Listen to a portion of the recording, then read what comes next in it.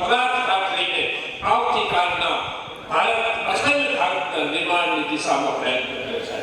અખંડ ભારત એટલે સમજો ને, ભારતનું લક્ષ્ય અખંડ ભારતનું સર્જન કરવાની દિશામાં આ પેઢી વિચાર કરે.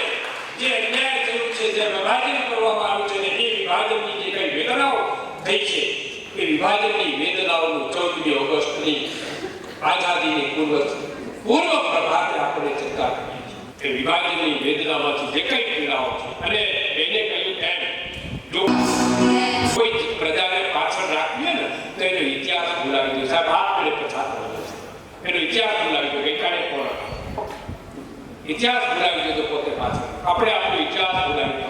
આપણે જગતનો ને વિશ્વનો ને યુરોપનો ને વિશ્વ યુદ્ધોનો ને હિટલર ને મુસોલિની ને અમેરિકાનો ને રૂઝવેલ્ટના ને બધા જ આપણને ઇતિહાસ શીખવવામાં. આપણે આપણો તો પરંપરા, આપણી સંસ્કૃતિ, આપણો ભવ્ય વારસો, આપણી વિદ્યાપીઠો, ઇતિહાસની ખબર ન હોય ભવિષ્યનું નિર્માણ કેમ કરી શકે? સાહેબ ભવિષ્યનું નિર્માણ તો વર્તમાનમાંથી થાય, અને વર્તમાન પેઢીને જો એનું ખબર ન હોય તો એ પેઢી આવતા દિવસોમાં શું કરશે?